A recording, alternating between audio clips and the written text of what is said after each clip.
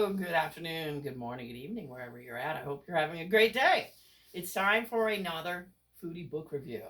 And I've got a lot of books to cover this winter, and we'll get to each and every one of them. But today I'm going to talk about the definitive Anthony Bourdain uh, oral biography. Okay, and this is by someone he has worked with before. I've read one of her other books, Lori Woollever. This is kind of a good book. Like I talked about in the last video, foodie books sometimes can be biographical. This is a good example of one, but I read a lot of biographies, and all types of biographers are not the same. Some biographers really get into the character and almost even start narrating as if they were a friend or in the mind of the narrator. And I kind of like that myself. I just like good storytelling of any kind that's nonfiction. But this one has got kind of a weird way of narration that is something that me, as a writer, probably would never do. But this is put together from the eyes of many people.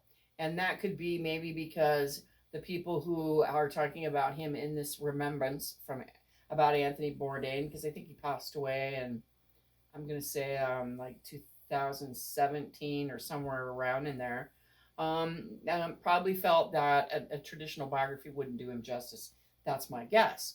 And so what they did, and that's the reason why it's called an oral biography, is because what Lori did to try to put this book together was to gather up all the people that he's ever worked with and create a cast of characters at the very beginning where each person is going to narrate their thoughts and remembrances about them, and then she went ahead and orchestrated them together. So you have, and it's not just like, oh, here's all the remembrances from one person, say the mom, and then here's all the remembrances. It wasn't categorized that way. Rather, it went back and forth on topics. Here's like, what was Anthony like as a kid? Let's interview the mom. What's one thing that he was like as his mom? But then let's also interview one of the kids down the block, one of his friends, that kind of thing. And then it progresses throughout his adulthood. So in the beginning, we're getting remembrances of him growing up and taking a vacation, taking a fun vacation. And I didn't know what kind of background Anthony Bourdain grew up in, but he had one thing that really influenced him, evidently, was a trip to France that he took. And I believe his dad was French, hence the name Bourdain. They took him to France, and Anthony really developed his palate. And another thing I like about this book is there's a lot of pictures. And so there's a couple pictures of that time period, but he really got into that part of his background. French cooking was one of his specialties. But you get to see what that was like. And he didn't grow up necessarily, hi, Rosie, you have some input here on French cooking? He didn't grow up with a lot of money, per se. I think his original dad, who's now passed away, his mother passed away in 2020, I believe, but they separated, but his father was very proud of his heritage, and that is covered with some really good pictures. This book has a lot of really good pictures, including a final picture of him, which is kind of how I remember him in his later days. But the cast of characters, that's how this book is put together. The cast of characters, and some of these people, you'll be like, I've never heard of this person, and that's okay, because neither have I, and you probably won't either. I forgot to say things about the content. So the cast of characters are people that she interviewed, such as Christopher Bourdain. If you're a big Anthony fan, you remember that in one of his many series, he went back home for a holiday, I think, when his mom was still alive. His mom sadly outlived him, but he went back home, and Chris was there. So Chris is interviewed. Gladys is his mother. Nancy Bourdain, who I always thought was fascinating because she was with him for such a long period of his life. They were married in 1985 and did divorce in 2005. So they interviewed her. And a lot of people, like, it'll say here, Jim Formosa, childhood friend, college friend, kitchen colleagues, people you've never heard of. Kim Witherspoon, I only know of her because she's a literary agent, and I used to be in the literary field. Eric Ripert, of course, we all know that's one of his best friends. He's a French chef, and he has a book called, I think, 15 Yolks or something. We'll talk about that later on this winter or next spring. Michael Ruhlman, we'll also talk about Michael Ruhlman's books. I've read those. You remember on his TV show, he was a sidekick to a few of his adventures. Anderson Cooper, of course, CNN anchor.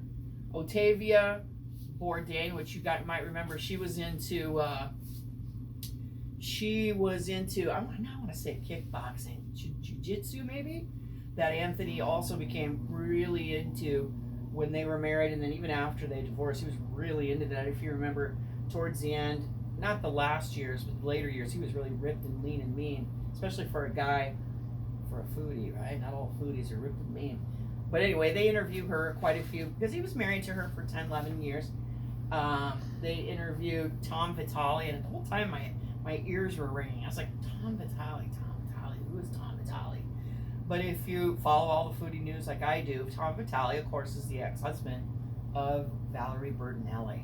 And we'll probably do a book review on her. She has a new book out that I haven't read yet, but I'm going to get my hands on.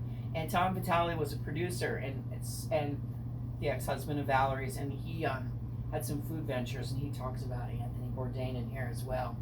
As well as Roy Choi, you might have heard of him, and Bonnie McFarlane. And I didn't know who she was, but she was a comic that Anthony Bourdain helped to propel her career, so much that I bought her autobiography, and just because I just found her so interesting that I wanted to know more last summer, and I bought her autobiography. So anyway, there's many people, probably 30 people that she has speak. Hi, I know you liked Anthony Bourdain too, didn't you?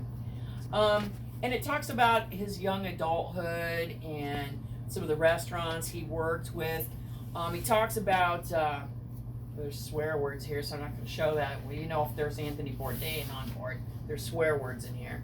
And he talks about his time period when he was in the trenches, and I worked in the food world for a number of years, where you're really roughing it up. He talks about those years.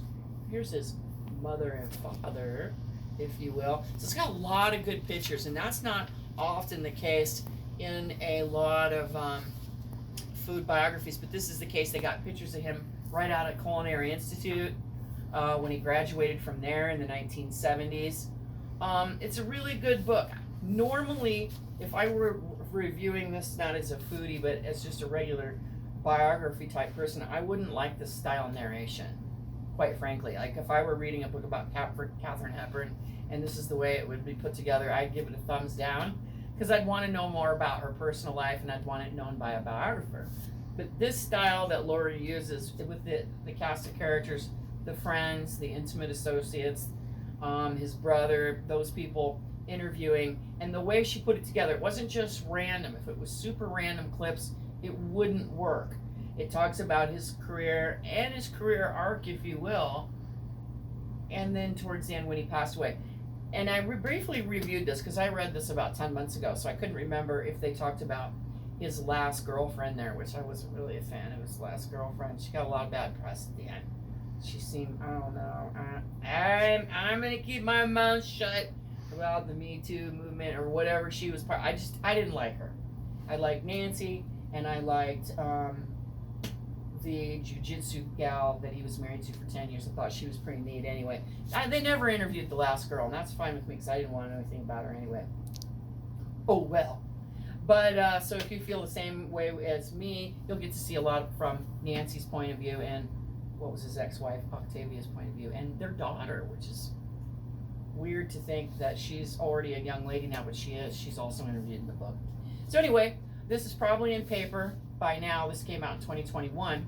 So I know it's quite a thick investment as far as books go, but really I flew through this. The only thing that stops you on your reading of this is there's name dropping, and you'll be like, what? I never heard of that restaurant. Kind of my last interview, I talked about a restaurant in New York City that's no longer around, a delicatessen that's no longer around.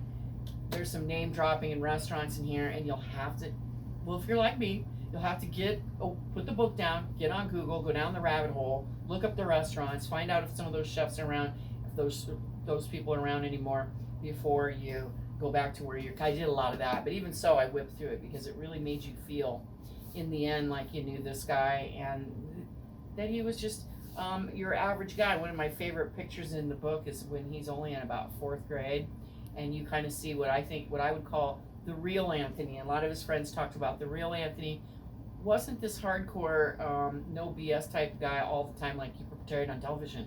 In real life, he was very kind and very shy and often very awkward and stick up for the little guy.